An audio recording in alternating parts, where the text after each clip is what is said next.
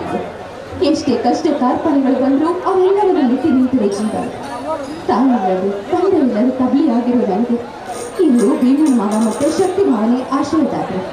ಭೀಮನ ಮಾವನ ಮನೆಯಲ್ಲಿ ಯಾವುದೋ ಒಂದು ದಿಕ್ಕು ದೇಶ ಇಲ್ಲದೆ ಇದ್ರೂ ಕೂಡ ನನ್ನನ್ನು ಕರ್ಕೊಂಡು ಬಂದು ಇಲ್ಲಿ ತನಕ ಸಾಕಿಸಲಿದೆ. ಇಂಥ ಒಂದು ಮನೆತನಕ್ಕೆ ಯಾವುದೇ ರೀತಿ ತೊಂದರೆಗಳು ಅಡಚಣೆಗಳಾಗಿ ಸುಖವಾಗಿ ಸಂತೋಷದಿಂದ ನೆಮ್ಮದಿ ಇರುವಂತೆ ಮಾಡಿ ಕಾಪಾಡು ತಾಯಿ, ಕಾಪಾಡು.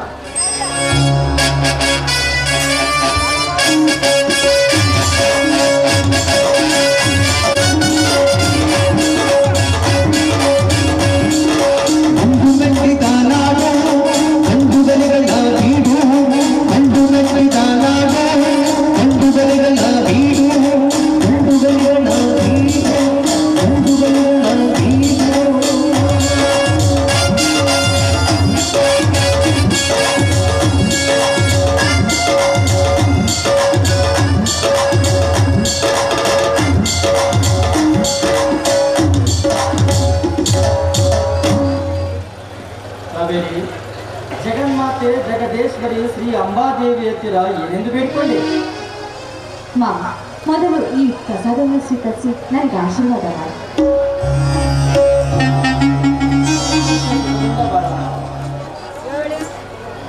ಮಾಮ, ಈ ಜಗನ್ಮಾತೆ ಹತ್ತಿರ ದಿಕ್ಕು ದೇಶಗಳಿಗೆ ಕಬ್ಬಿಲಾಗಿರೋ ನನ್ನ ಈ ಮನೆಗೆ ಕರ್ಕೊಂಡು ಬಂದು ಸಾಕೆ ಸಲಹೆ ನೋಡಿ. ಭಿಕಾರಿಯಾಗಿ ಎಲ್ಲೋ ಬೆಳೆಯಬೇಕಾಗಿರೋ ನನ್ನನ್ನು ಈ ಮನೆ ಕರ್ಕೊಂಡು ಬಂದು ಇಷ್ಟು ಸಂತೋಷವಾಗಿ ನೋಡ್ಕೊಂಡಿದ್ದೀನಿ. ಈ ಮನೆತನಕ್ಕೆ ಯಾವುದೇ ರೀತಿ ಕುಂದುಕೊರತೆ ಬಂದು ಸುಖವಾಗಿ ಸಂತೋಷದಿಂದ ಇರಲಿ ಅಂತ ಆ ದೇವರನ್ನ ಬೇಡ್ಕೊಳ್ತಾ ಇದ್ದೇವೆ. ಇಲ್ಲಿ ಯಾರು ಭಿಕಾರಿ ಅಲ್ಲ, ಎಲ್ಲರಿಗೂ ದೇವರಿದ್ದಾನೆ ಕಾವೇರಿ. ಜಾತಿ ಎಲ್ಲಿದೆ ಜಾತಿ ಕಾವೇರಿ? ನಾವು ಮಾಡಿಕೊಂಡಿರುವುದು ಜಾತಿ. ಎಲ್ಲರ ಮೈಯಲ್ಲಿ ಹರಿಯುತ್ತಿರುವುದು ರಕ್ತ. ಕುಡಿಯುವ ನೀರು ಒಂದೇ, ಸೇವಿಸುವ ಗಾಳಿ ಒಂದೇ, ಉಣ್ಣುವ ಅನ್ನ ಒಂದೇ. ಹೀಗಿರುವಾಗ ಎಲ್ಲಿಂದ ಬರುತ್ತದೆ ಕಾವೇರಿ ಜಾತಿ? ಎಲ್ಲಿಂದ ಬರುತ್ತದೆ? ಇರುವುದೇ ಎರಡೇ ಜಾತಿ, ಒಂದು ನಾನು, ಇನ್ನೊಂದು ನೀನು. ಅಂದರೆ ಒಂದು ಗಂಡು, ಇನ್ನೊಂದು ಹೆಣ್ಣು. ಇದನ್ನು ತಿಳಿಯದೆ ನಂದು ಮೇಲು ಜಾತಿ, ನಿಂದು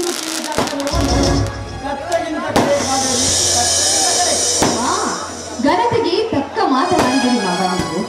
ಅಲ್ಲ ಹಾಗೆ ನೋಡಿ ಮಾವ, ನೋಡಿ ನಿಮ್ಮಂತ ಒಳ್ಳೆ ಬುದ್ಧಿವಾದವನ್ನು ಕೇಳುವುದು, ನಿಮ್ಮಂಥವ್ರು ಇರುವುದು ನಿಜವಾಗೂ ದೇವರಿಗೆ ಸಮಾನ ಅಲ್ವಾ?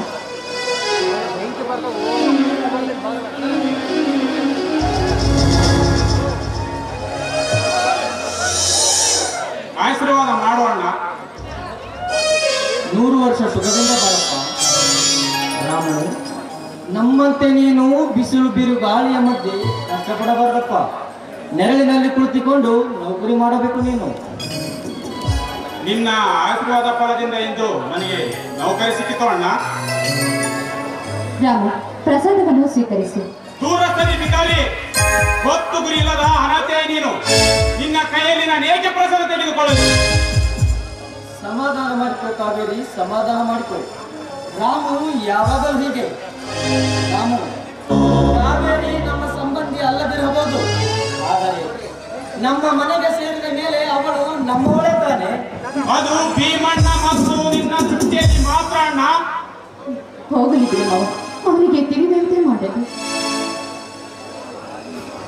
ಆಶೀರ್ವಾದ ಮಾಡೋಣ.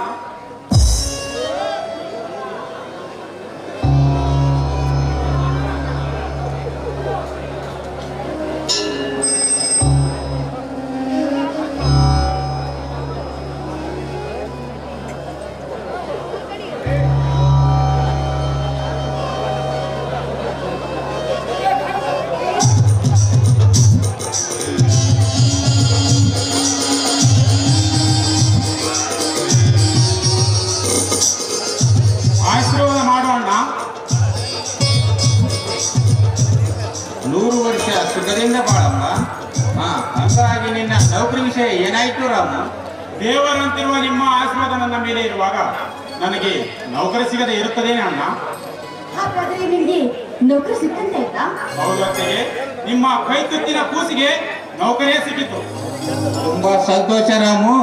ಆ ಸೌಕರ್ ಅನಿಲ್ ರಾಜನ ಹತ್ತಿರ 20,000 ಸಾಲ ಮಾಡಿ ನಿನ್ನನ್ನು ಓದಿಸಿದ್ದಕ್ಕೂ ಸಾರ್ಥಕವಾಯಿತಪ್ಪ. ಅಲ್ಲ ರೀ, ರಾಮುಗೆ ಅಂತ ನೌಕರಿ ಸಿಕ್ತು. ಇನ್ನೇಕೆ ತಡ? ಸಿಟಿಯಲ್ಲಿ ಓದ್ತಾ ಇರೋ ನಮ್ಮ ತಂಗಿ ರೂಪಾನ ಕರೆಸಿ ರಾಮನ ಕೊಟ್ಟು ಮದುವೆ ಮಾಡ್ಬಿಡೋಣ. ಹಾ ರಾಮು, ಇದಕ್ಕೆ ನಿನ್ನ ಅಭಿಪ್ರಾಯವೇನಪ್ಪ? ಅಣ್ಣ, ಅತ್ತಿಗೆಮ್ಮ ಮತ್ತು ರೂಪ ಅವಳ ಜೋಳಿಗಳು. ಅತ್ತಿಗೆ ರೂಪ ಮತ್ತು ರೂಪಳ ರೂಪ ಬಂದೆತ್ತರವಿದ್ದು ಅತ್ತಿಗೆ ಗುಣನಡತೆ ಬಂದಿರೋ ರೂಪ ನನಗೆ ಸಿಕ್ಕರೆ ನನ್ನ ಪುಣ್ಯವಲ್ಲವೇನಣ್ಣ? ಎಷ್ಟೇ ಆಗಲಿ ರೂಪ ನಮ್ಮ ಅತ್ತಿಗೆಯ ತಂಗಿಯಲ್ಲದೆ. ಕಾವೇರಿ, ಹಬ್ಬದ ಊಟ ತಯಾರಾಗಿದೆ ತಾನೇ? ಹೌದು ಮಾವ, ಸಿದ್ಧವಾಗಿದೆ. ಊಟ ಆಮೇಲೆ ಅಣ್ಣ, ಮೊದಲು ನೌಕರಿ ಸಿಕ್ಕ ಸಂಭ್ರಮವನ್ನು ಎಲ್ಲರೂ ಆಡಿಕೊಂಡು ಆನಂದಿಸೋಣ.